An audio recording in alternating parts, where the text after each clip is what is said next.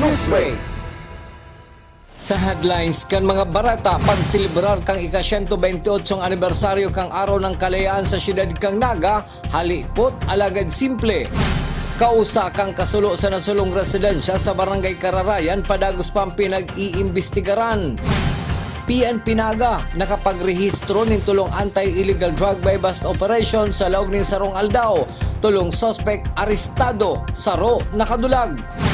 Naga College Foundation Criminology Internship Recognition and Graduation Ceremony ginibo ka nakalis na Aldao.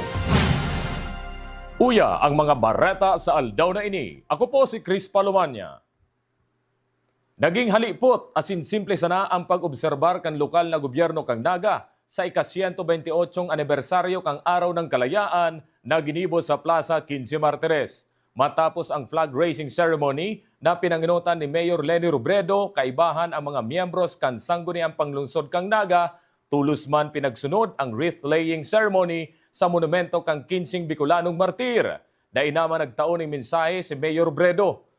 Susog ki Mr. Allen Riondanga, kan City Event Protocols and Promotions Office. Mas ginusto subuot kang lokal na gobyerno, nagibuhon simple ang aktibidad ngunya na Aldao. Well, ini po kaya si instruction po sa tuya kan leadership ni Mayor Leni. Ang okasyon na ini para ini sa banwaan, para ini duman sa pag-renew, pagdusay taliwat kasatuyang commitment sa banwaan sa Pilipinas. And kung mahiling po nindo, gabos yan pinaabot sa paagi ng mga seremonya. Si paggirumdum kan mga nagkairot sa tuya through the wreath laying, si pagpahiling kan pagpadangat sa Pilipinas sa pag-awit kang himno nasyonal, asin si pagrenyuta kan sa tuyang commitment sa paagi ng panunumpa ng katapatan sa watawat ng Pilipinas. And of course, our commitment to the city through the Singing of the Heart of Bicol March. Ito lang pong mga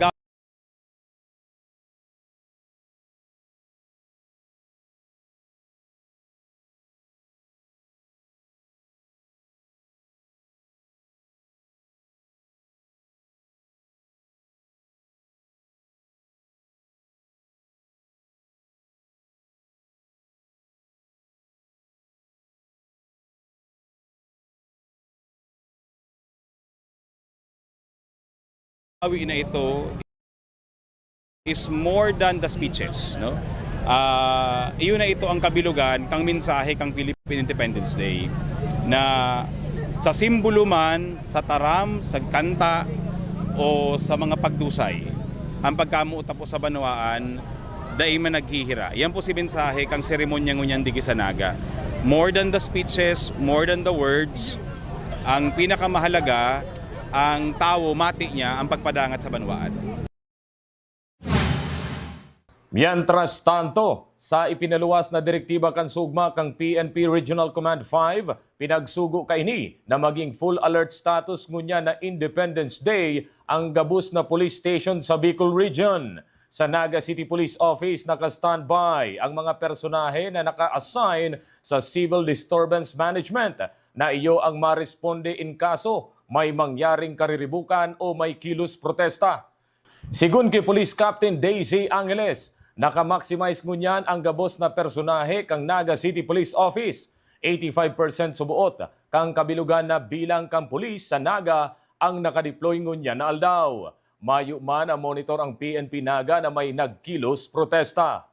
Actually, kansod man nagluwas ng direktiba ang regional office na ang kabilugan ng ang PNP is nasa full alert status. Wherein gabus kami tigyo lalo dito sa Naga City naka-alert. So igwa kitang naka-standby diyan na itong sa CARE, itong sa CDM na if in case na may magpasaway o may mga magrally, so igwa kitang i-deploy.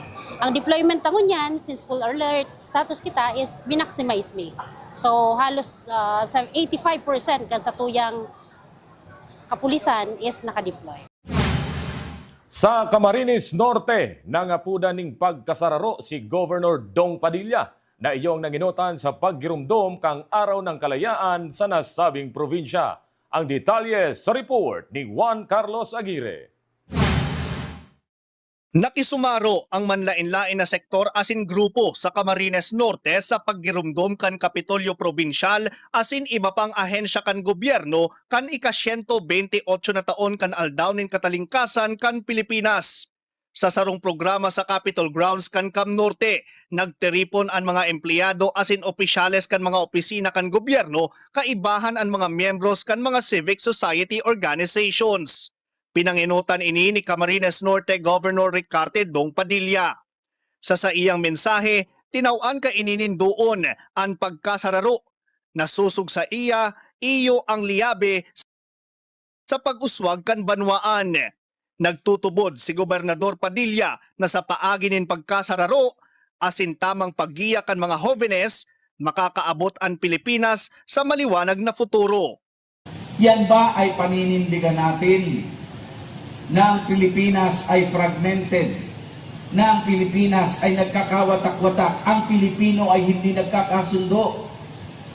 Tandaan niyo po, not in our lifetime na makikita natin ang totoong pag-unlad, dahil hindi po ako naniniwala na ang pag-asa ay nasa kabataan, dahil kung hindi natin sila igagabay ng tama, kung hindi natin sila pakikitaan ng maganda, kung ano yung nakikita nila, maganda man yun o pangit, iyaan ang susundan ng mga kabataan.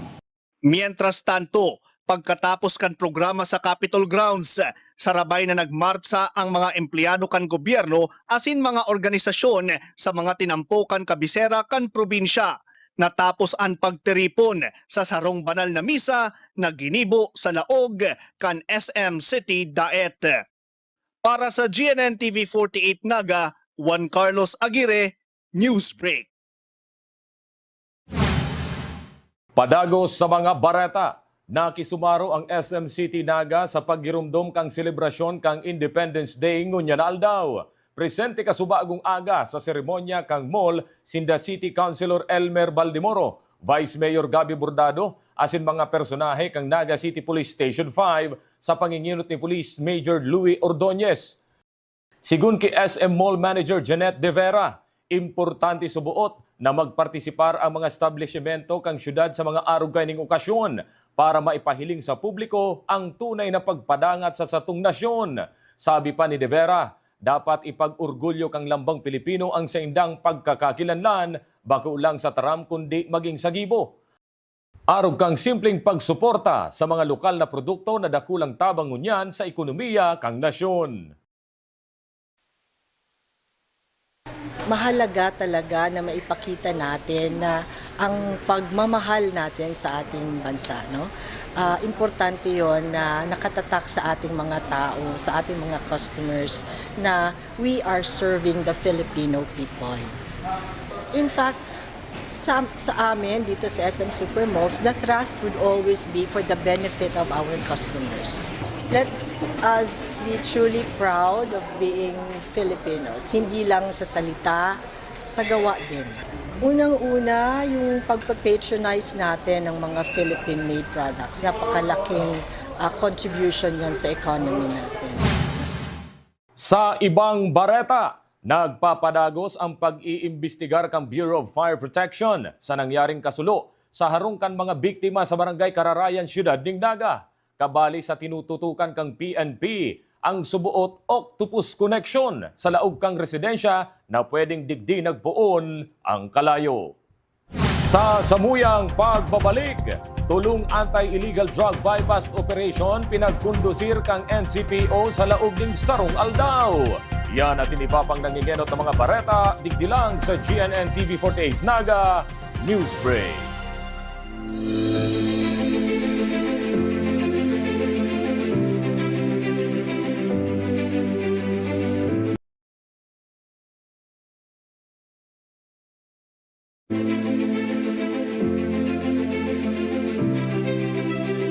Different backgrounds, one premier education. Here, there are no borders. This is our school. This is our home. Beyond borders, beyond barriers. From Bicolano dreams to international horizons, NCF is where everyone belongs.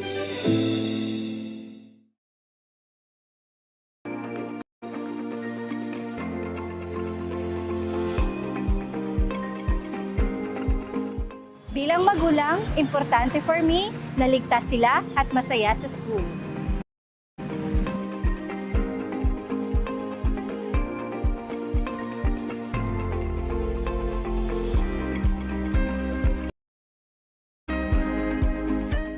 At NCF, the energy just feels right. You come for the school, but stay for the people.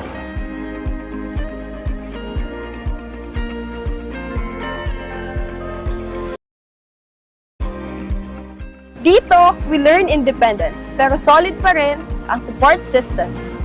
Sa NCF, bawat sulok may saya, suporta at pagkakataong maging ikaw.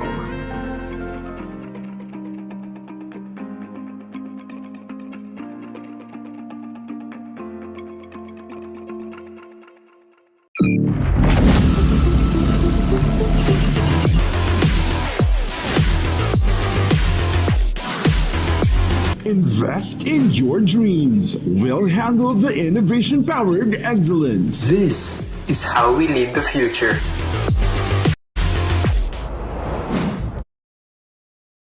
Seeing clearly shouldn't mean traveling far from home. At Cancer Eye Center, world-class care is right here in the heart of Rinconada and the Bicol region. With advanced diagnostic tools, ophthalmology specialists, and a team that treats you like family, we bring expert eye care. From children's screenings to managing cataracts, glaucoma, and diabetic eye conditions without the need for long trips. Because your vision matters, and so does your time. Cancer Eye Center, world-class eye care just around the corner.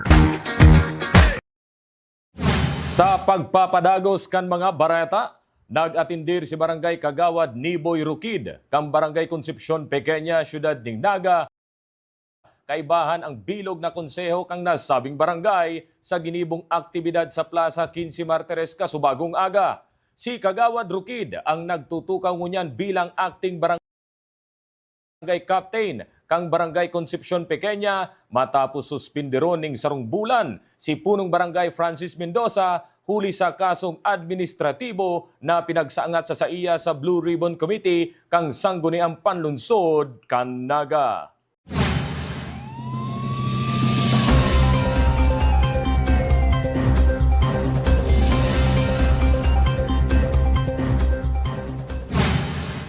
Sa police report, sa laog sa naning sarong aldaw, tulong magkakasunod na anti-illegal drug buy-bust operation ang pinagkondusir kang Naga City Police Office na nagresulta sa pagkakaaresto ning tulong persona.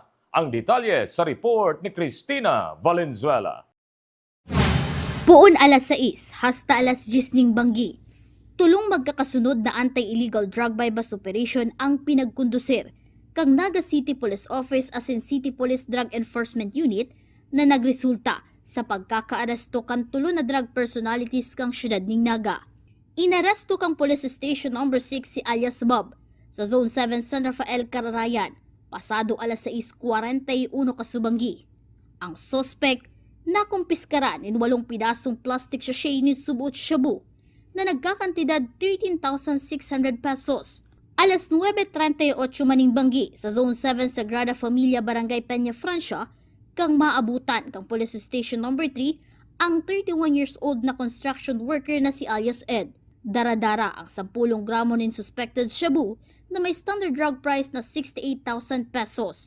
Mantang ang kaibahan kaili na nakadulag na si alias Tungkag, ang padagos na inahanap kang Police Station 3 sa paagi ning hot pursuit operation. Kantidad 20,400 pesos man ng subuot shabu ang nakuha kang Police Station 2 ki alias Estong kan inidakupon kasubangging alas 10 sa Zone 5 Mayon Avenue, Concepcion Pequeña.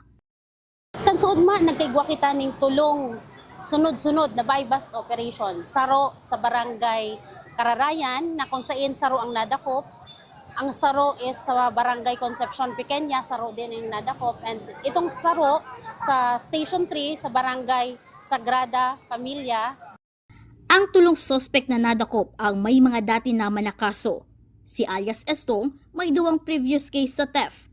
2 man na kaso sa pagbalgar sa illegal na droga ang inatubang dati ni alias Ed. Mantang ang suspect na nadakop kang Police Station 6 ang may dati man na kaso sa pagbalgar sa Presidential Decree 1602 kang August 3, 2020. Sigon kay Police Captain Daisy Angeles, dai pa na isasaangat ang mga reklamo kontra sa mga suspetsado, ulit tay nahalat pa kan PNP ang resulta hali sa forensic unit. Alagad, nasa kustodiya na ka mga police station sa Naga. Gabos ini, hanggang niya nagahalat pa kang result, duman sa pig-submit kitong drugs, duman sa forensic unit, and nagahalat na lang kita katong result, chemistry result para ma-file ta ang case. And still, itong mga sospekta nasa kustodiya katong mga station. Mientras tanto, ang pagkakaaresto sa tulong drug personalities kang syudad ang saro sa mga direktiba na pinapatutukan mo niyan kang bagong OIC City Director kang Naga City Police Office. Para sa GNN TV 48 Naga, Cristina Valenzuela, Newsbreak. Mientras tanto, 2 klaseng drug test ang ginigibo kang Naga City Police Office para sa saindang mga personnel para masiguro na mayo sa mga ini ang nagagamit ng illegal na droga. Ang mandatory drug test as in random drug test. Ang mandatory drug testing ang regular na ginigibo taon-taon kan kapulisan. Mantang ang random drug test ang daiman nakaschedule kung noarin ini gigibuhon para daisubuot mapaghandaan kan mga pulis in kaso may PNP personnel na naiimbwelto sa illegal na droga.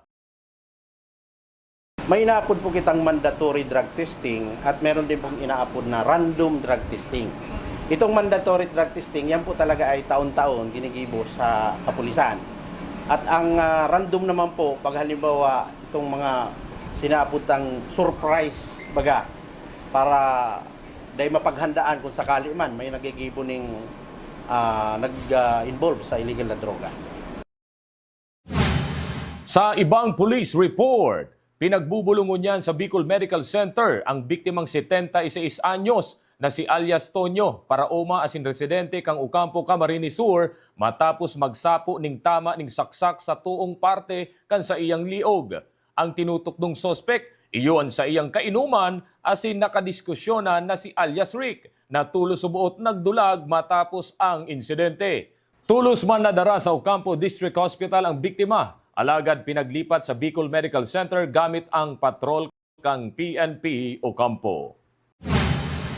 Sa ibang bareta, preparado na ang mga masunod na aktibidad kang lokal na gobyerno kang Naga, abot petsa 30 kang presenting bulan. Susug ki Mr. Allen Riondanga kan City Event Protocol and Promotions Office. Mga aktibidad naman kasumpay kang Charter Anniversary kang Naga ang nakatala ang gibuhon sa masunod na simana. Ang aktibidad subuot ngunya na aldaw ang parte naman kang programa para sa susunod na mga aldaw. Halos ready na po kita. In fact, the activities, ini pong June 12 is part of the Charter Day activities. Sagod po yan Hunyo 30. Matapos kita sa Philippine Spanish Friendship Day. Andam na po kita.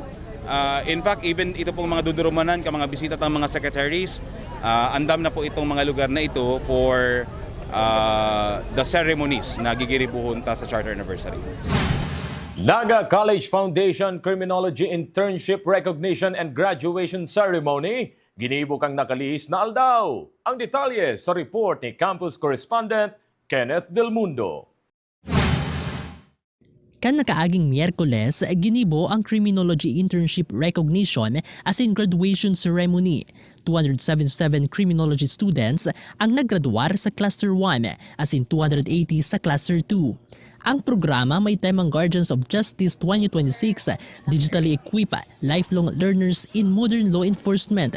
Sina Police Lieutenant Colonel Jerome Lazado Regachuelo as in Attorney Frederick Ravago Ebona ang nagserbing mga guests of honor as in speakers.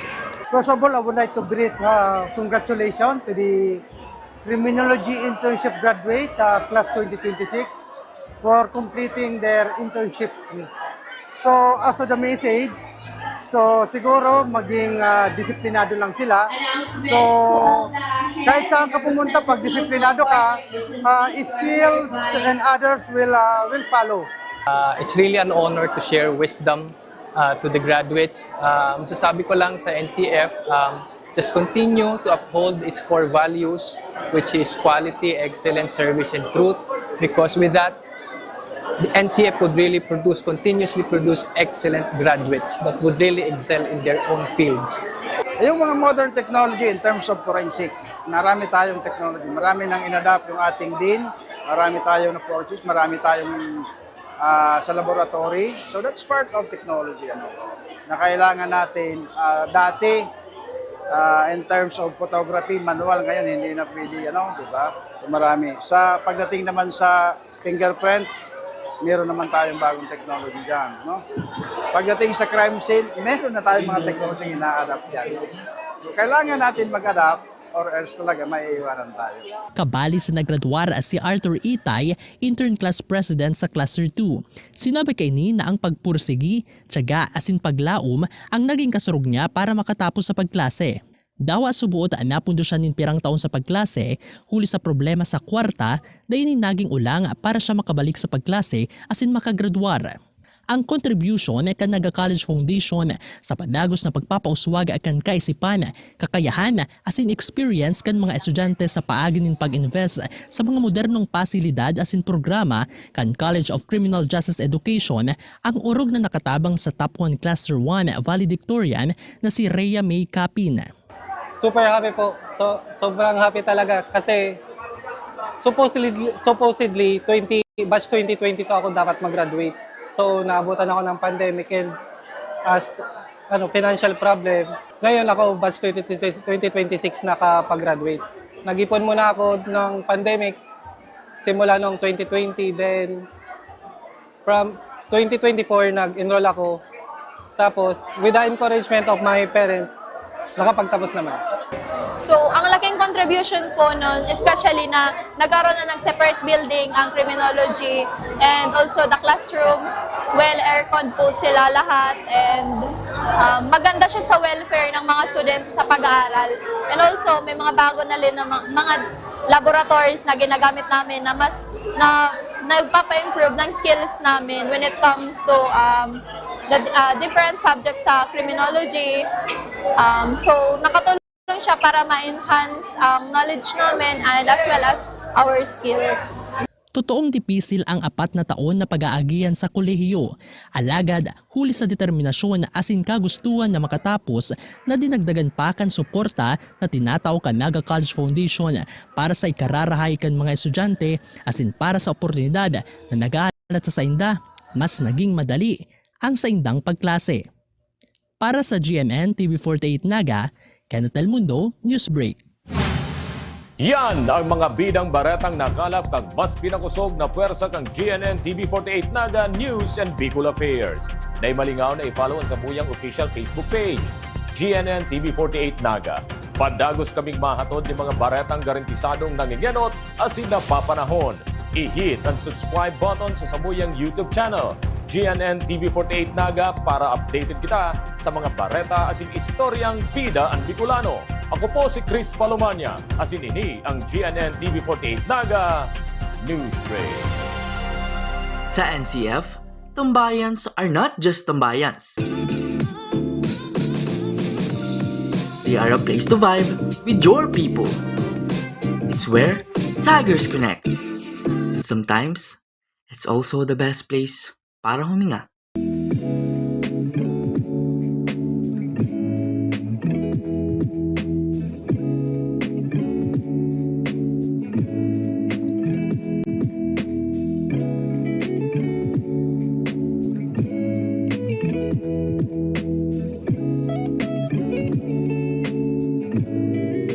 This is where our stories stay long after we leave college.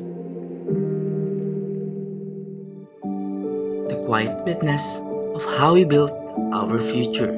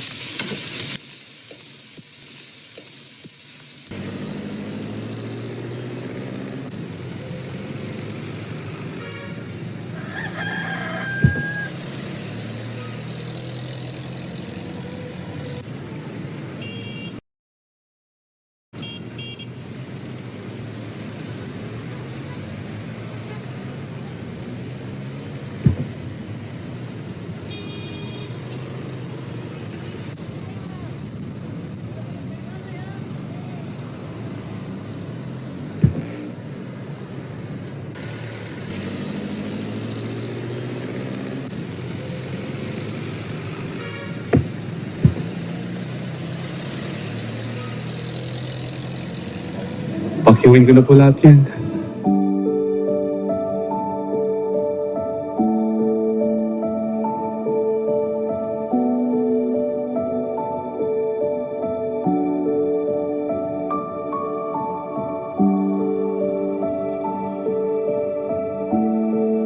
Humble beginning, global end. NCF, world-class affordable education for every Filipino family.